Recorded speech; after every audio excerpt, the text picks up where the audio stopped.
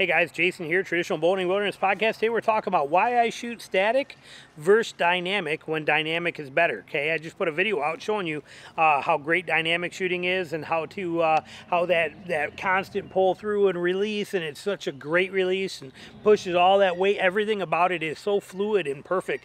Why do I still shoot a static style? It comes down to a couple factors for me personally. It's a control thing, okay? It's not as good as shooting the other way. Sorry. Anyway, for me, the dynamic aspect causes me a lot of target panic. It causes me all kinds of issues. That's how I shot for the longest time, and it was actually the best way I ever shot in my life. But I need the control of the shot. In that video, I showed you how to beat target panic or anything or anxiety that comes into that. But for me, I am a control freak, so I cannot. My style does not give me the accuracy as a dynamic shooter does. It's because I become static, which means I could creep, sometimes I do, means I could dump a bow arm, I could fling a bow arm, I could pluck a string. All these things that can happen to me don't really happen to somebody that shoots a dynamic shot. So if I show you the difference, and we come in over here where you can see me here like this, and we put an arrow on the string, when a dynamic shooter, watch how fluid everything is that's with this. Sorry about the glare, I know I can see it in there too, but so everything is so, because of the dynamic and fluidness of the shot, okay, all of this motion, nothing can go wrong. There's almost nothing that can go wrong. If you pick a spot, bury it in with your eye, draw back, shoot it at the time you get anchor, you can't beat that, okay? Everything is so fluid and perfect. And this releases, well, this is going and this is pushing and this is pulling and everything is perfect. You cannot beat that fluid dynamic style shooting. I don't care what system it is, nothing is better than that. But for me, that becomes a target panic issue. It becomes a short draw issue. It becomes, I start doing this. This is what happens to me, and it's bad. But I either freak out or I start doing this. That's what I'll start doing. Okay, I'll psych myself out, and that's what'll happen is I'll start short drawing it. It might even be a little more. It might be like this. Okay, and I'm still killing them. They're still hitting there, but you notice what's happening there. I can't get the full draw. I can't get the expansion. I can't get what I need. I fall apart. I come in and run into all kinds of target stuff. Now, in that video that I just did on dynamic shooting, target, whatever I haven't even called it anything yet because I just made it, so I don't even know what it's going to be titled. I'll link it at the end of this for you, at the end of the video. In there, I teach you how to overcome that. But for me, it just, I need more control. So I'm gonna go grab those arrows and we're gonna show you how I shoot and why I shoot that way. Push with my bow arm to cause this to release. The release can stay static or go. I don't really care because I can only focus on so many things. I choose to focus on the push with my bow arm. But again, in that static, or in that dynamic, everything is perfect. In my world, I can't have perfect, so I have to pick and choose. But it introduces the option for a lot of problems on my end too. There is nothing. The best way you could shoot is to master the dynamic shot, okay? That would be the best in all reality. But for me, it's like this. Okay, here's my shot. I'm not even gonna think, I'm just gonna shoot it. We'll see what happens. You'll see it in the camera. I don't know what's gonna happen. My goal is for me to come in and lock in anchor, hold the anchor solid, and then right when I release, push enough, just that 1/4 inch with my bow arm to cause this to release here. Whether this stays or just comes back a little bit, doesn't matter. But that's my goal. Let's see what happens. Okay, that's what we're looking for to happen. What can go wrong with that? Well, first of all, I got a dead zone right here where I'm concentrating. In this dead zone, I am no longer pushing, I am no longer pulling, I am static on everything, which goes against all of the everything that would be a dynamic shot. This is bad. What I'm doing is bad. Becoming static is bad. And then I have to control that. And then I have to somehow sort of turn it into dynamic. I have tried all different things, and I can do some, and then I change it up. But what's worked best for me is trying to give myself a little pushing the arrow, pushing the string out of my hand with the bow arm, kind of gives me that, puts it back into dynamic. So it goes like we just saw. Come in and see, here's this danger zone of static, okay? But if I push and pull it to, you know, give that last bump, that kind of turns it into a little bit of a dynamic shot for me. I need the control of my static zone. I need that for me to pick that spot and come in and control. Now, I pick a spot before I shoot. So before I even draw here, it's like, okay, got it. Now I know where I want to hit. Then I will start my draw cycle. Then I will control it and say I'm locked. then I will push it to it, okay? That is my system. Does it cause problems? Yes, it does.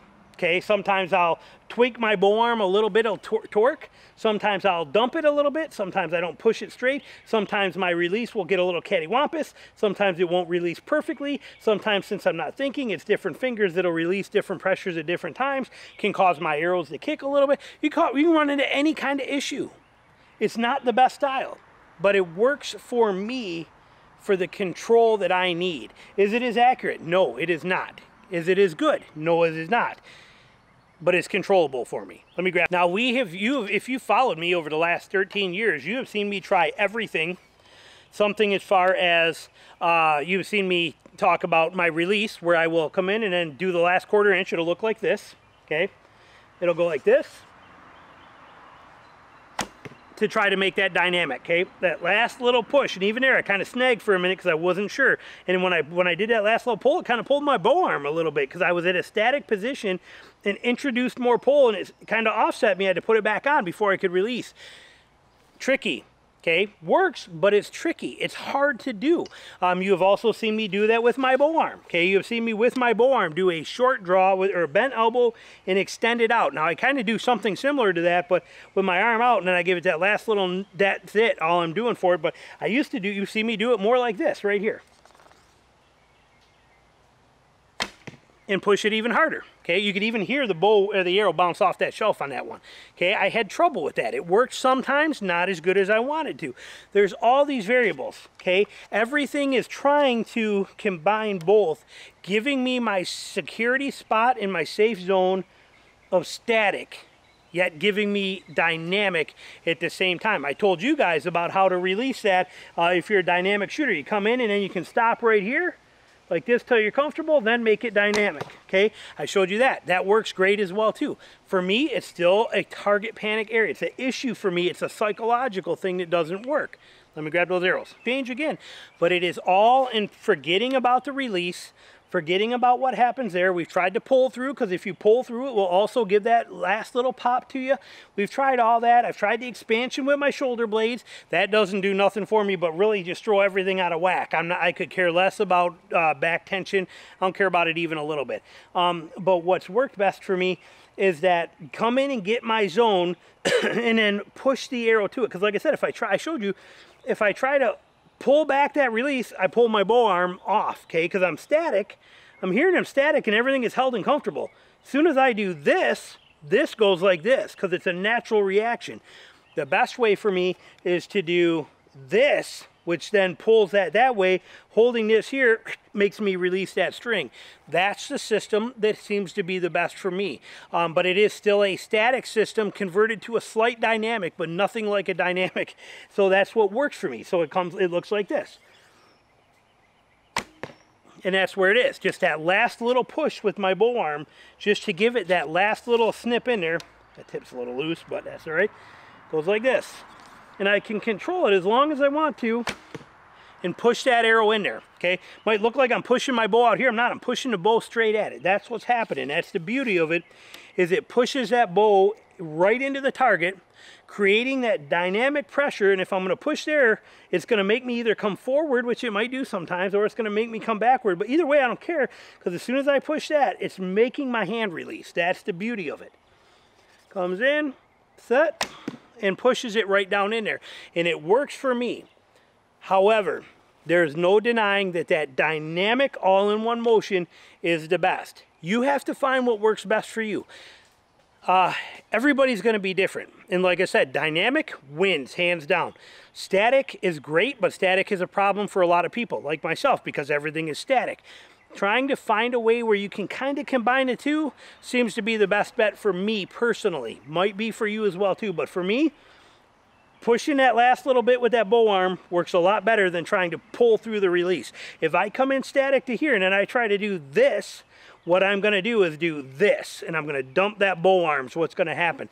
And I see that all the time I shoot. And I've shot at animals before and lost them because of the fact that there they are. They're standing there broadside. I come in and go, okay, don't forget to give it a little crank. And next thing you know, I just shot them right through the hips. Okay, that kind of thing has happened.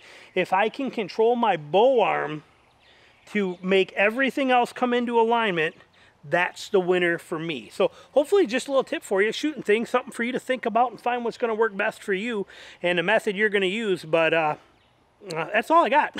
Hope you enjoyed it. Thanks for watching.